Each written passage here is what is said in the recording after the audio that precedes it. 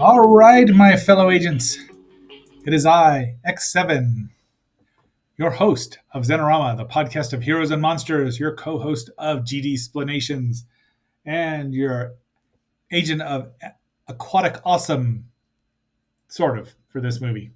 We are going to talk about The Creature Walks Among Us, the 1955 sequel to the other two Creature, 1956, pardon me. It was the only one not filmed in 3D. Sven aired it last night, and I watched the Blu-ray beforehand because it is the least of the Creature movies, sadly.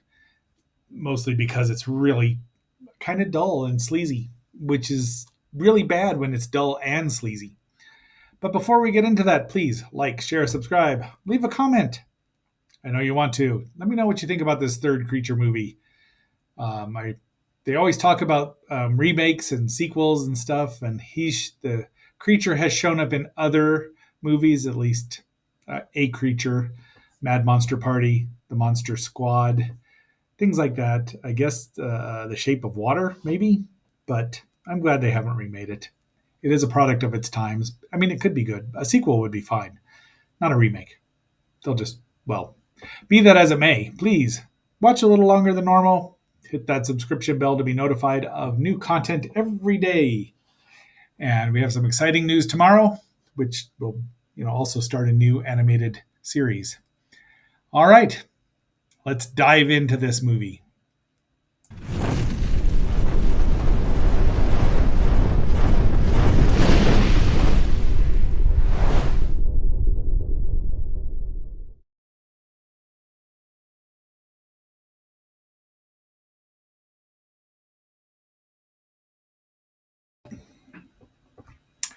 As I have mentioned, someone on Channel 2, KWGN here in Fossil Bed, Colorado, really liked his Universal movies.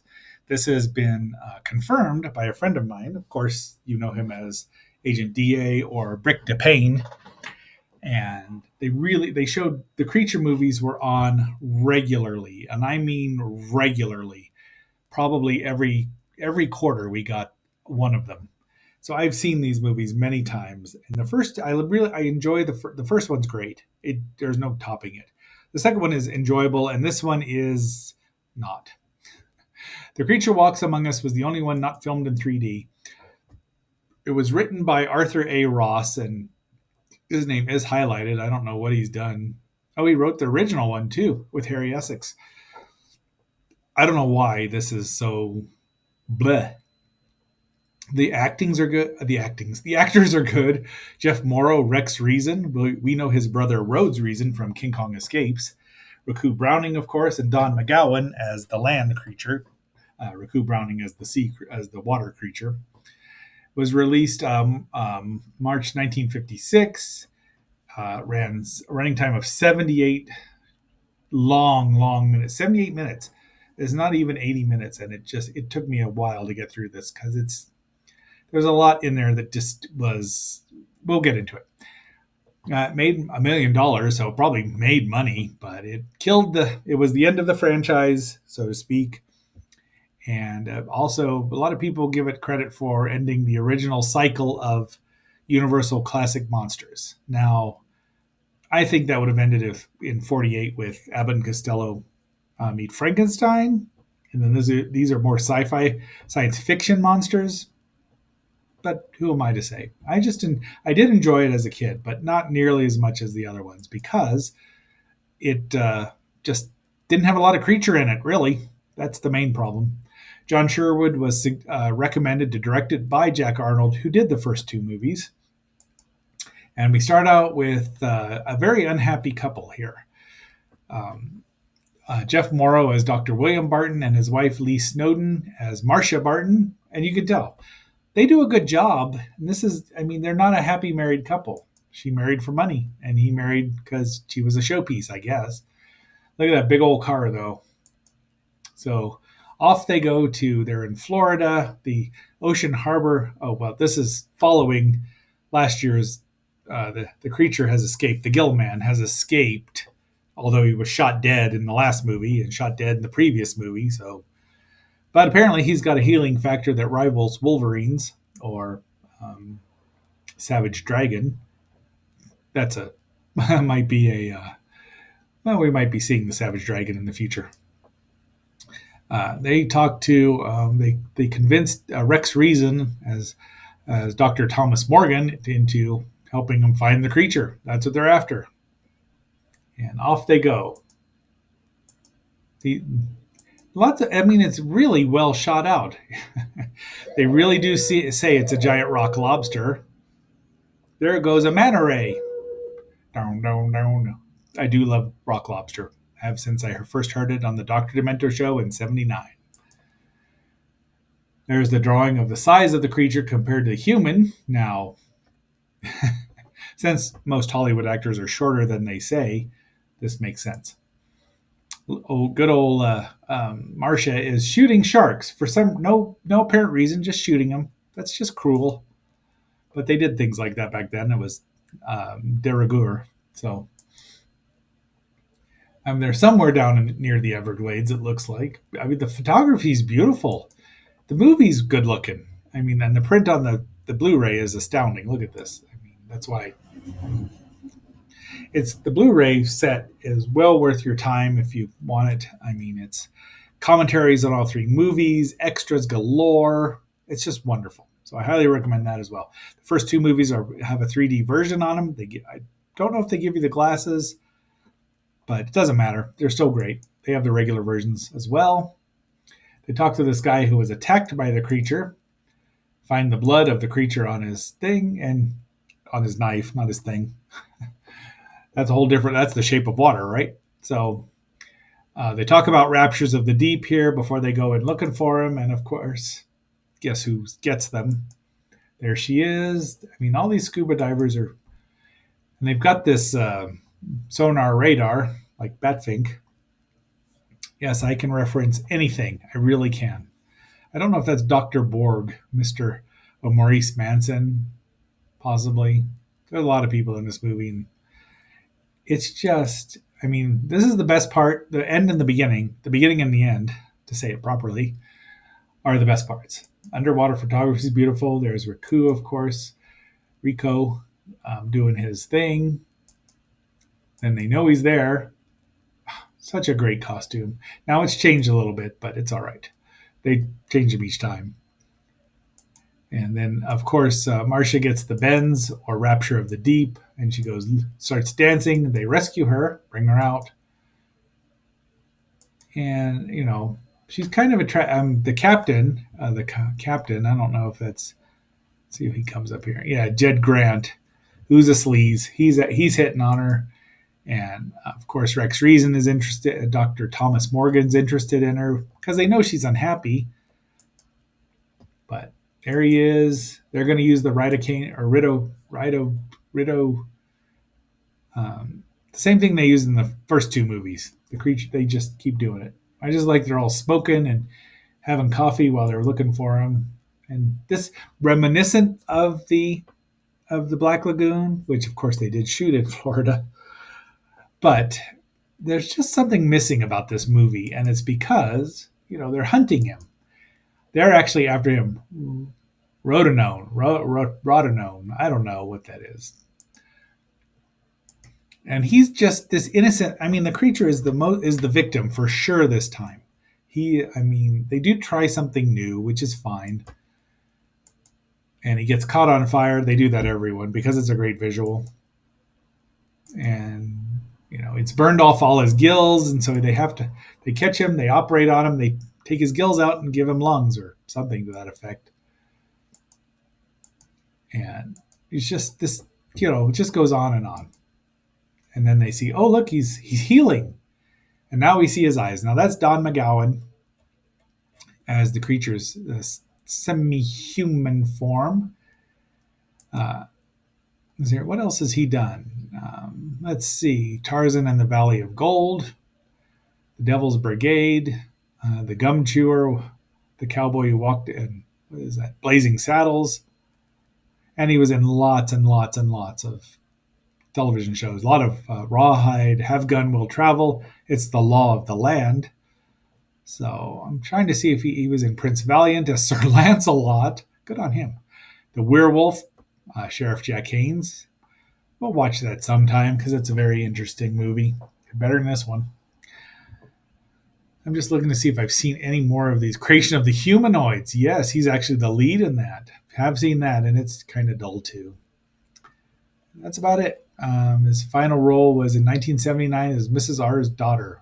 So, you know, but he's a tall guy. That's why they had him. Look, they've got a, and he's like glaring. I mean, he knows so the thing about this is he recognizes, he's an advanced being. I mean, look at him. No matter what you say, he might be primitive, but he can recognize kindness and sympathy and who wants to make use of him. There's the sleazoid captain, who's even worse than the sleazoid husband. She's the perfect hostess. They've just got him locked in a room, not realizing that he's, very, very strong from swimming underwater for his whole life. He yells at her, and the captain comes on to her, and fortunately, the creature just knocks him silly. So, see, the creature's actually pretty much the protagonist here. Also Marcia. And he gets away, and then you can tell when they've switched from Don McGowan to Rico Browning, who's a phenomenal swimmer, even though he's got shoes on.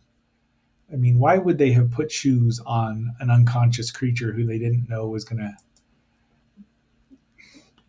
come back to life or escape? There's a tussle. They capture him again. More scientific jibber jabber. They bring him out and they put him in a cage. But he's like, he knows who he likes or who's sympathetic to him, Marcia, but not the husband, and of course Dr. Tom there, Rex Reason. But he just stands there. But she plays guitar, and I think she actually is playing, so good on her. So these two have some chemistry, but they're trying to be on the up and up. At least he is.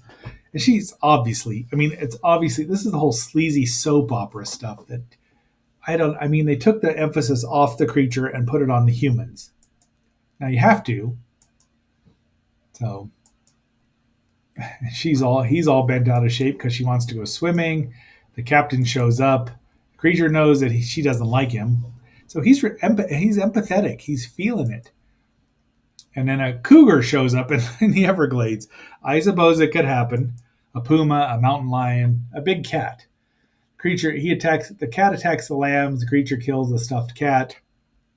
Remember when Machiste took on the stuffed lion yesterday? Same thing.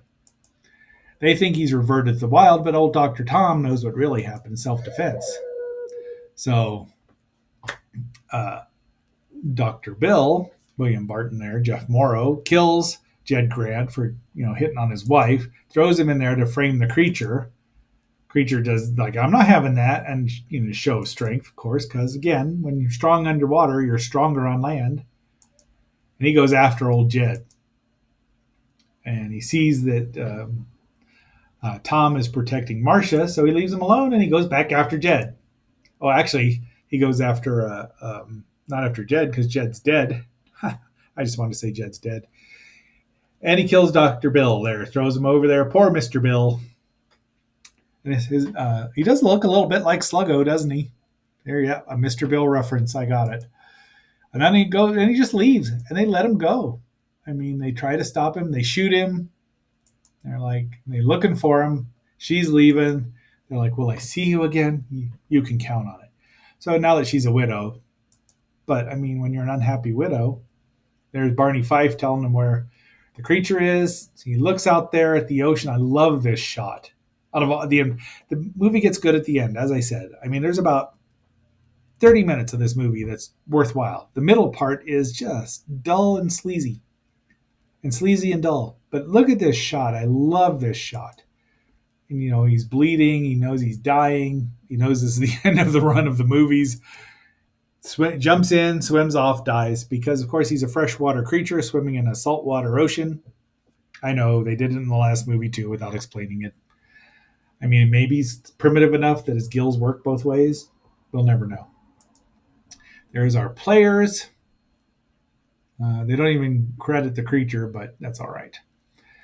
And that is it. There's your hint for about tomorrow. And this is not the 60s Johnny Quest. This will be the 80s Johnny Quest, which I was happy to enjoy. So, my fellow agents, until our next assignment and a big announcement for Tuesday, this is X7 signing off and phasing out.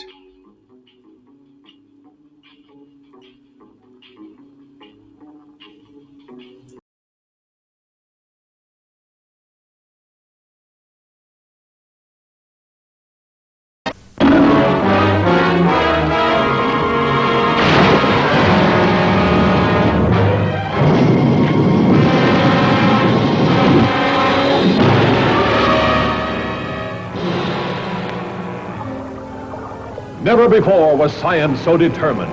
From the deeps of the Caribbean to the underwater jungles of the Everglades, they baited their trap and gambled their lives to put a daring dream to the test. Gentlemen, the creature can be changed. We can make the giant step and bring a new species into existence. Here was the grimmest cargo ever to reach civilization. Was this a new being created by a miracle of science? Fire burned away the outer scale.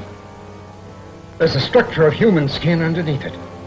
Or was this a beast made even more frightful by a mortal mind, more powerful by human emotion?